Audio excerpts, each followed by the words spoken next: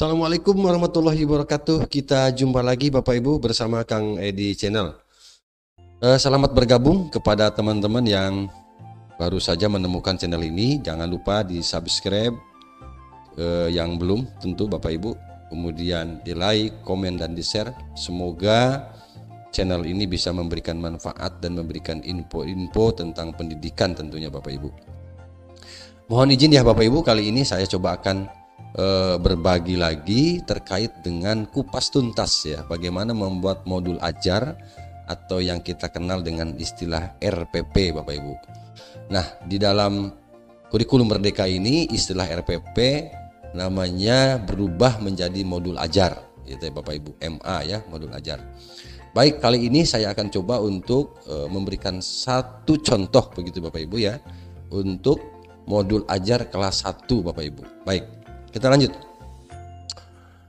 Mengenal modul ajar atau MA yang kita sering saya katakan tadi RPP di dalam kurikulum Merdeka. Baik Bapak Ibu, modul ajar itu apa sih? Modul ajar adalah atau merupakan implementasi dari alur tujuan pembelajaran yang kemudian dikembangkan dari capaian pembelajaran dengan sasarannya adalah profil pelajar Pancasila.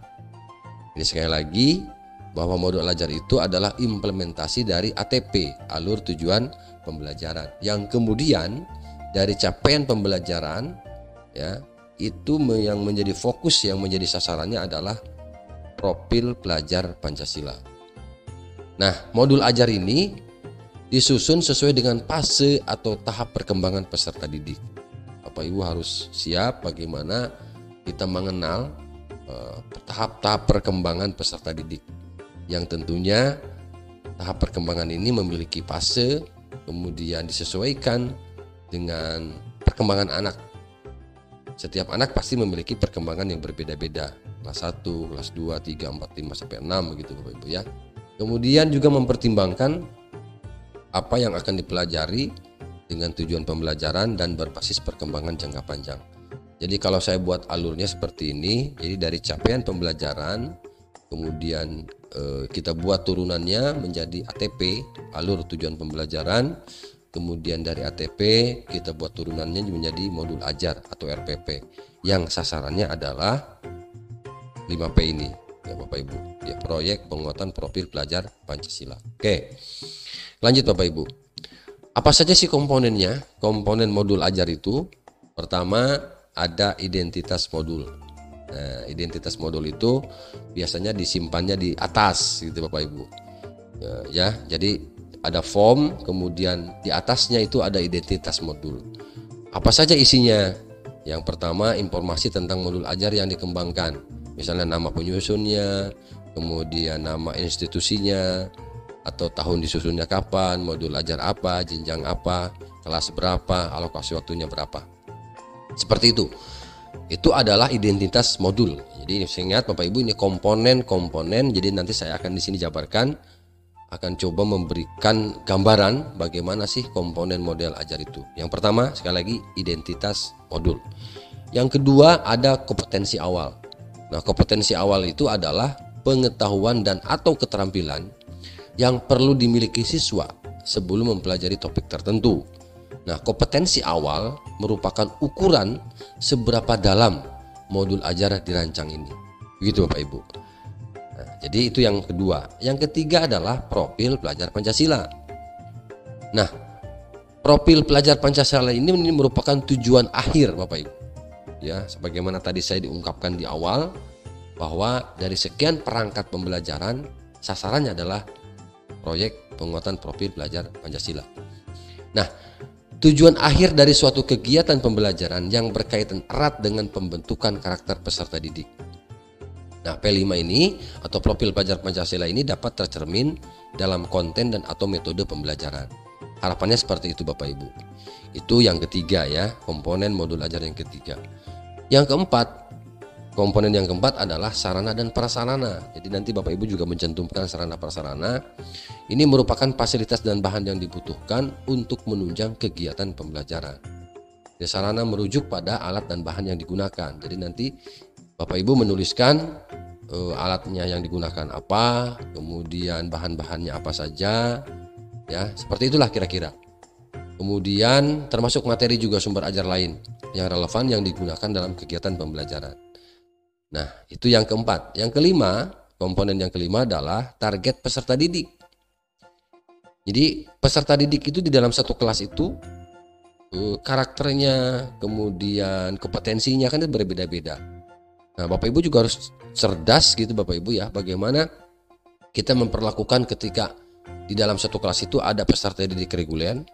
Jadi ada peserta didik reguler itu yang umum, yang tidak mengalami kesulitan belajar, normal-normal saja. Kemudian ada juga peserta didik dengan kesulitan belajar.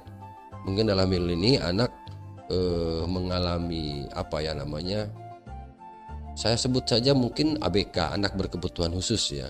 Ada kelainan tertentu yang bisa mengakibatkan anak sulit belajar. Kemudian yang berikutnya peserta didik dengan pencapaian tinggi. Mungkin ini ada anak-anak atau kelompok anak dalam satu kelas itu ada yang masuk kategori anak ini lumayan kecerdasannya. Nah, bagaimana seorang guru bisa mengkolaborasi ini ya di dalam satu kelas, kemudian targetnya tercapai? Tentu ya ada mekanisme, metode, ada gaya sendiri ketika mengajar, sehingga semua anak yang saya sebutkan tadi dalam 3 kategori ini itu betul-betul bisa menerima materi paripurna dari Bapak dan Ibu. Oke. Yang keenam adalah model pembelajaran Bapak Ibu. Ya, jadi komponen yang keenam adalah model pembelajaran. Nah, model ini merupakan kerangka pembelajaran yang memberikan gambaran sistematis pelaksanaan pembelajaran. Model pembelajaran ini mungkin lebih ke tipe atau mungkin tampilan ya Bapak Ibu. Seperti apa ya model ajar yang Bapak Ibu buat, sehingga dari apa yang kita buat itu harapannya adalah semua orang, siapapun yang menggunakan modul ajar yang kita buat ini bisa menerjemahkan, kemudian bisa mengimplementasikan. Nah, itu sebenarnya adalah ciri dari modul ajar yang baik. Artinya bisa dipakai oleh siapapun karena memang penyusunannya sudah sistematis. Gitu ya, sudah sistematis, sudah sudah runtut sehingga mudah dicerna dan mudah ditafsirkan. Nah, ini adalah model pembelajaran yang bagus. Nah, Bapak Ibu, model pembelajaran ini dapat berupa model pembelajaran tatap muka, kemudian pembelajaran jarak jauh dalam jaringan, daring ya atau online, kemudian pembelajaran jarak jauh di luar jaringan ya, atau blended, artinya kombinasi keduanya. Gitu Bapak Ibu. Jadi ada online, ada non online. Ya, ada luring, ada daring. Kemudian ada blended itu adalah yang kolaborasi keduanya. Karena memang kondisinya memaksa kita ya sebagai guru untuk dua itu, misalnya campuran, ada daring, ada luring, karena memang sesuatu hal sehingga tidak bisa satu arah kita melaksanakan pembelajarannya.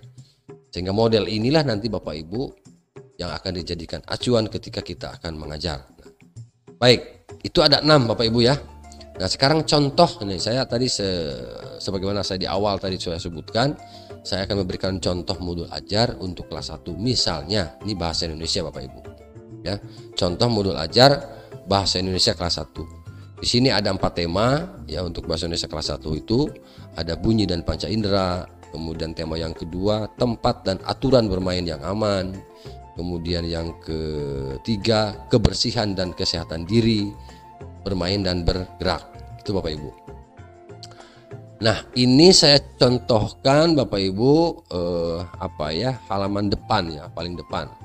Di sini ada modul ajar, kemudian program sekolah penggerak atau kurikulum merdeka. Artinya kenapa saya tuliskan ini adalah bisa digunakan atau biasa digunakan oleh pelaksana PSP ya, program sekolah penggerak, atau Bapak Ibu yang kemarin mendaftar di IKM, implementasi kurikulum merdeka, baik itu jalur mandiri, kemudian jalur mandiri belajar, mandiri berubah, dan mandiri berbagi. Nah, ini nama penyusunnya nanti siapa, nama sekolahnya apa, mata pelajaran Indonesia, fase A kelas 1 misalnya semester ganjil. Oke. Nah, ini informasi umum. Informasi umum itu terdiri dari identitas modul. Nah, saya yang sebutkan tadi di awal ada identitas modul Bapak Ibu. Penyusun, instansi, tahun pelajaran ini diisi seperti biasa. Ya, bab 1-nya misalnya bunyi apa. Nah, temanya bunyi dan panca indera. Ya di awal tadi saya sudah, nah ini seperti ini Bapak Ibu ya. Bunyi dan panca indera misalnya. Oke. Ini adalah identitas ya modul. Kemudian yang B-nya kompetensi awal. Misalnya ya, peserta didik dapat mengenali bentuk dan huruf-huruf dan bunyi huruf. Peserta didik dapat membaca suku kata. Peserta didik dapat menulis nama sendiri. Nah, ini kelas 1 ya. Sepertinya ini kelas 1 baru masuk lah begitu Bapak Ibu ya. Nah, ini kompetensi awal, kemudian kompetensi profil pelajar Pancasilanya Bapak Ibu. Nah, ini berarti tentu ada beberapa apa ya namanya profil atau elemen ya, mandiri, bernalar kritis, kreatif ya, misalnya. Jadi di sini ada 3 elemen, ada 3 faktor, ada 3 profil: mandiri, bernalar kritis, kreatif misalnya ya. Oke, kemudian sarana prasarana. Nah, jadi Kementerian Pendidikan dan Kebudayaan Teknologi, kemudian 2021 Bahasa Indonesia Aku Bisa. Nah, ini mungkin buku paketnya yang digunakan. Kemudian buku lain yang relevan, kartu huruf, kartu kata, kartu bergambar, benda-benda yang memiliki suku kata, alat tulis dan alat warna, buku-buku bacaan. Seperti itulah kira-kira. Jadi semua perangkat pendukung di dalam proses pembelajaran Ibu dan Bapak catat ya, di dalam kolom sarana dan prasarana. Kemudian target peserta didik. Nah, ini Bapak Ibu. Ya, jadi di sini target peserta didik seperti tadi saya di awal, ada peserta didik yang reguler, artinya yang tidak mengalami kesulitan, normal-normal saja. Kemudian juga ada peserta didik dengan pencapaian tinggi, artinya dia lebih cepat memahami begitu dan mampu mencapai keterampilan berpikir arah tinggi ya Bapak Ibu. Berpikir apa itu namanya kelas tinggi atau HOTS ya. Kemudian memiliki keterampilan pemimpin. Oke. Jumlah peserta didiknya berapa? Minimalnya 15 peserta, maksimum 25 peserta didik. Oke, ini contoh saja Bapak Ibu. Kemudian model pembelajaran. Nah, ini di sini kebetulan model pembelajarannya ini ada gabungan, ada PJJ luring, ada PJJ daring, kemudian juga ada blended ya learning atau pembelajaran kombinasi keduanya. Nah, itu kan kompetensi intinya. Maaf, sekarang kompetensi inti. Tadi ada kompetensi umum, sekarang kompetensi inti. Bapak Ibu, kompetensi inti. Nah, tujuan pembelajar bab ini yang pertama, dengan menyimak dan menanggapi bacaan tentang bunyi dan panca indera secara lisan, peserta didik dapat mengenali abjad, merangkai suku kata yang diawali huruf B misalnya. Itu bahasa seperti. Kemudian capaian pembelajaran. Nah, ini nanti Bapak Ibu tinggal memindahkan capaian pembelajaran ini, ada membaca, kemudian menulis, membaca, menulis begitu Bapak Ibu ya. Silakan. Boleh Bapak Ibu. Ini dalam kolom tujuan kegiatan pembelajaran. Kemudian pemahaman bermakna Bapak Ibu. Di sini meningkatkan kemampuan siswa tentang mengenali bentuk dan huruf. Meningkatkan kemampuan siswa tentang membaca suku kata. Meningkatkan kemampuan siswa tentang menulis nama sendiri. Nah, ini pemahaman bermakna. Kemudian Bapak Ibu juga nanti menuliskan pertanyaan pemantik ya, pertanyaan awal barangkali, untuk menguji apakah anak bisa menjawab atau seberapa ya pengetahuan anak sebelum pembelajaran diberikan. Maka ada pertanyaan pemantik gitu Bapak Ibu. Pernah kalian mendengar suara duk duk? Biasanya apa yang berbunyi duk duk? Bagaimana cara merawat indera pendengar Bapak Ibu? Jadi ini memfungsikan telinga ya sebagai panca indera pendengar. Kemudian persiapan belajar Bapak Ibu. Nah, ini persiapan belajarnya. Pada hari pertama di kelas 1, peserta didik mungkin merasa belum nyaman bersekolah. Oleh karena itu, guru perlu membuat suasana belajar yang menyenangkan.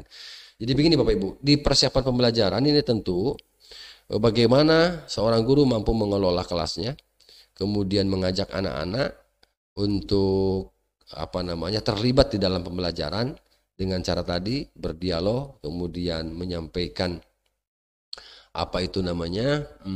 materi-materi yang akan diajarkan kepada anak, kemudian guru memberikan penguatan, kemudian guru memberikan pendekatan agar anak nyaman dulu ya sebelum KBM, agar anak senang dulu ya dengan pertemuan pada hari itu begitu ya, seperti itu. Nah, sekarang kegiatan pembelajaran Bapak Ibu, di sini ada kegiatan. Nah, untuk kegiatan pembelajaran tentu modul ajar yang kita akan buat, artinya RPP yang kita buat Bapak Ibu. Jadi gambaran mulai dari kegiatan awal, kegiatan inti, kegiatan akhir, seperti halnya Bapak Ibu ketika membuat apa itu RPP, Bapak Ibu. Halnya seperti itu nanti dituangkan, kemudian diakhiri dengan asesmen Bapak Ibu. Nah, itulah mungkin gambaran kira-kira Bapak Ibu di dalam untuk kegiatan pembelajaran ini. Bapak Ibu seperti biasa Bapak Ibu bagaimana cara menulis, bagaimana cara membuat RPP atau modul ajar ini.